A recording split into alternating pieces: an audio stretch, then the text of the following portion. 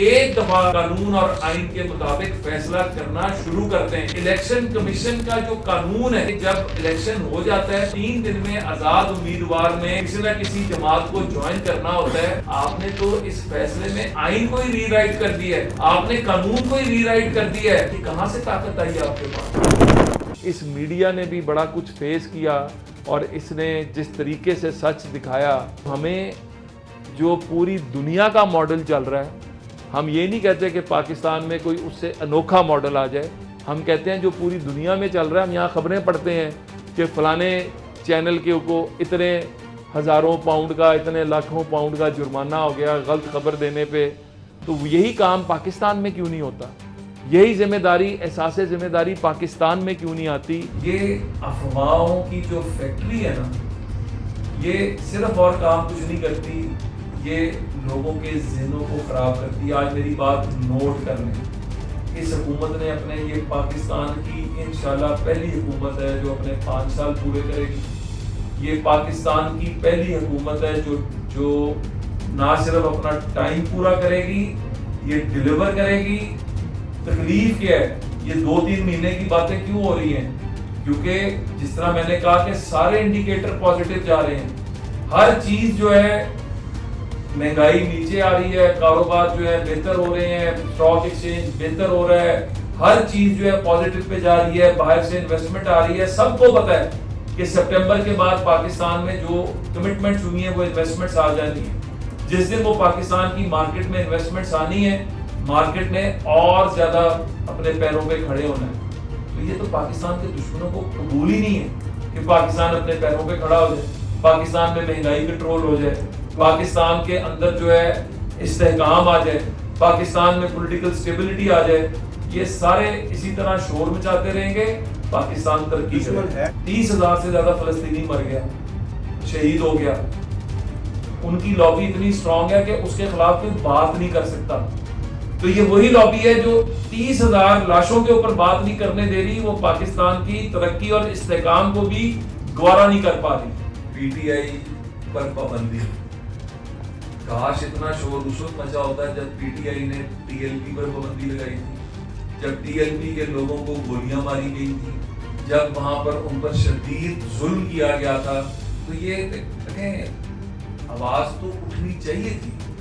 آج اور T L P کا قصور کیا تھا کہ وہ یہ کہتے تھے کہ یہ جو کچھ کر رہے ہیں یہ ریاست مدینہ کا نام غلط لے رہے ہیں. یہاں پر تو باقاعدہ پاکستان کے ریاستی اداروں پر حملہ کیا گیا، یہاں پر تو پروف موجود ہے. اور میں بڑی کھل کر کہوں گا کہ سہولت کاری کی گئی ان لوگوں کی. خان صاحب کے بارے میں کہا جاتا تھا جج صاحب جو ہے وہ بیٹھے ہیں عدالت میں، پوچھ کے بتا دیں کہ خان صاحب 10 بجے آئیں گے، 12 بجے آئیں گے، 4 بجے آئیں گے، یا عدالتیں بند ہونے کے بعد شام 6 بجے آئیں گے. کسی مجرم یا ملزم کے ساتھ اس طرح کا سلوک، پھر باقی لوگوں کے ساتھ بھی ایسا سلوک کریں. اور پھر مرسڈیز پرووائڈ کی جائے گی جس میں بیٹھ کے ان کو عدالت میں لے کر آیا جائے. تو بات یہ ہے کہ جب آپ اس طرح کی حرکتیں کریں گے، جب آپ کے بارے میں کھل کر باتیں سامنے آنا شروع ہو جائیں گی کہ آپ نے کہا کہ تم سڑکوں پر کیوں بیٹھے ہو، اپنا کیس لے کے ہمارے پاس آؤ. اور پھر یہاں تک بھی کہا گیا کہ اس کیس کی ڈرافٹنگ بھی معزز جج صاحب نے تیار کرائی. تو جب آپ اس طرح کے کام کریں گے تو پھر آپ پر انگلیاں تو اٹھیں گی. اور یہ وہی عدالتیں ہیں نا جہاں پر حسین نواز صاحب کا واٹس ایپ کے اوپر جو چیزیں آتی تھی، واٹس ایپ کے اوپر کس کو بنانا ہے کس کو نہیں بنانا ہے، وہ ساری چیزیں آتی تھیں. تو آج تو اس طرح کی کوئی چیز نہیں ہو رہی. آج کوئی بتائے نا کہ کوئی ایک اس طرح کی مثال بتائے. کوئی ایک، باتیں تو ہر کوئی کر لیتا ہے لیکن کوئی اس طرح کی مثال تو بتائے. ہاں، الٹا جو کچھ ان ججز میں کچھ کے خلاف آ رہا ہے، اگر آپ میں اتنی گریس ہوتی تو ماضی کے اندر یہ ہوتا تھا کہ اگر کسی جج پر الزام لگتا تھا تو وہ کہتا تھا کہ جب تک یہ الزام میرے اوپر صاف نہیں ہوگا میں نہ کسی عدالت میں بیٹھوں گا، نہ میں کوئی کیس سنوں گا. اخلاقیات کی جب بات کی جاتی ہے تو اخلاقیات کا تقاضا تو یہ ہے.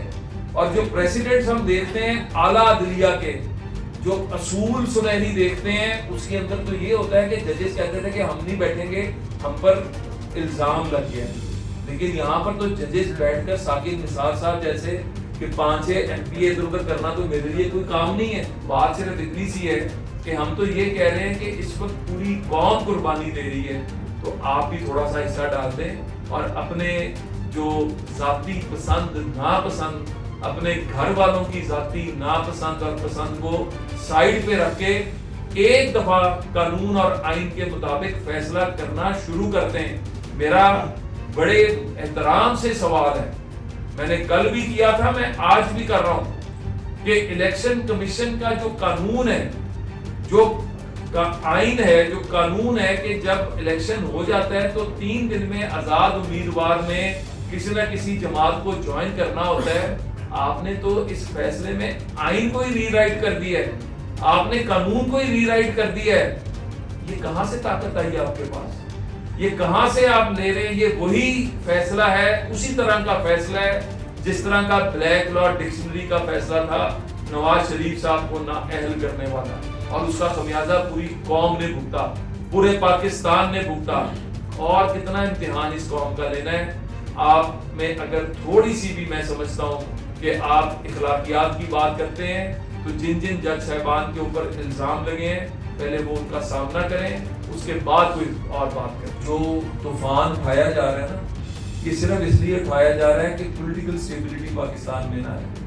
جو میں نے پہلے بات کی ہے نا, اتنی لمبی جو میں نے گفتگو میں توحید باندھی تھی, ان کا مقصد ہی ایک ہے کہ پاکستان میں ہیجان رہے, پاکستان میں انویسٹمنٹ نہ آ سکے, پاکستان PTI, میں تو پہلے بات کی, معافی مانگے, معافی مانگ کے قوم سے معافی مانگے, آگے ڈائلاگ کے دروازے سیاسی جماعتوں کے لیے ہمیشہ کھلے ہوتے ہیں, لیکن سیاسی جماعتوں کے لیے عسکریت پسند لوگ اور جماعتیں, سپریم کورٹ کا فیصلہ موجود ہے, پہلے اس کا جواب دے دیں پھر اگلی بات کریں. ہمارا کام جو ہے عدالتوں کو چلانا نہیں ہے, ہمارا کام اداروں کو چلانا نہیں ہے. ہم نے ہمیشہ کہا کہ فیصلے میرٹ کی بنیاد پر ہونے چاہیے. یہاں پر جو فیصلے ہیں وہ بڑے ڈیزائنڈ اور بڑے طریقے سے جو ہے وہ لینے کی کوشش کی گئی, تو یہ سہولت کاری جو ہے, یہ جو جوڈیشل کو کیا گیا جس میں نواز شریف صاحب کو نااہل کیا گیا, وہ جج صاحبان تو سارے پینشنیں لے رہے ہیں, وہ جج صاحب جو ہیں وہ تو سارے جو پرکس اینڈ پریویلیجز ہیں وہ انجوائے کر رہے ہیں, لیکن بھگتا کس نے؟ پاکستان کی عوام نے. بھگتا کس نے؟ پاکستان نے. ہونا تو یہ چاہیے تھا کہ جن کے فیصلے غلط ثابت ہو گئے ان کی پرکس اینڈ پریویلیجز کو بند کر دینا چاہیے, تاکہ آئندہ کوئی اس طرح کا فیصلہ کرنے کی خلاف آئین اور خلاف قانون جرأت نہ کرے. میری بات تھوڑی تلخ ہے, لیکن آج کیا جو پاکستان کی عوام جو بلک رہی ہے, جو سسک رہی ہے, جو اپنے بچوں کی شادیاں نہیں کر پا رہے, بیٹیاں گھروں میں بیٹھی ہیں, جو ملازمتیں نہیں جن کو مل رہی, جو اپنے گھروں کا چولہا نہیں جلا پا رہے, اس کے محرکات میں سب سے بڑا محرک جو تھا وہ ثاقب نثار کا وہ فیصلہ تھا, اس بینچ کا وہ فیصلہ تھا جس نے نواز شریف صاحب کو نااہل کیا. تو جب اب انہی عدالتوں نے اس فیصلے کو غلط قرار دے دیا, تو کیا ان ججز کے خلاف جن کے اس فیصلے سے پاکستان آج اس حالت میں پہنچا, کیا ان کے خلاف کارروائی نہیں ہونی چاہیے؟ کم از کم ان کی پینشنز کیا بند نہیں ہونی چاہیے؟ کیا ان کے پرکس اینڈ پریویلیجز بند کر کے, ان کے پرکس اینڈ پریویلیجز بند کریں, 100 خاندان, کم از کم 1000 خاندان رادر جو ہے وہ عزت کی روٹی کھا سکتا ہے. تو میں تو صرف یہ کہوں گا کہ جزا اور سزا کیا صرف اس ملک کے سیاستدانوں کے لیے؟ جزا اور سزا کیا صرف اس ملک کے اندر جو ہے کچھ لوگ جو ہیں اس سے ماورا ہیں؟ کوئی مقدس گائے نہیں ہونی چاہیے. جزا سزا سب کے لیے, جب تک اس ملک میں نہیں ہوگی, اکاؤنٹیبلٹی نہیں ہوگی, یہ ملک ترقی نہیں کرے گا. میں بار بار پوچھتا ہوں, یہ وہی کیس ہے کہ کلبھوشن یادیو کا کیس ہے. تو کلبھوشن یادیو کو تو آپ کہتے ہیں کہ اس کو بالکل کوئی رعایت نہیں دینی, اور یہاں پر رعایت پر رعایت دیتے ہیں, اور آپ ایسے پریسیڈنٹ سیٹ کر رہے ہیں. کیا کل آپ طالبان میں سے کوئی جس نے حملے کیے ہمارے اداروں کے اوپر, وہ آگے بھی کیا اس کو بھی یہ کنسیشن دیں گے آپ؟ کیا آپ اس طرح کے دہشت گردوں کو بھی یہ کنسیشن دیں گے؟ کیونکہ یہ سیاسی کام نہیں تھا, یہ دہشت گردی تھی. دہشت گردی کو دہشت گردی کے طور پر ہی دیکھنا چاہیے. امریکہ میں کیپٹل ہل کے اوپر صرف مظاہرین اندر گئے تھے, ਤੋੜ ਫੋੜ ਨਹੀਂ ਕੀਤੀ, ਉਹ ਕੈਪੀਟਲ ਹਿੱਲ ਦਾ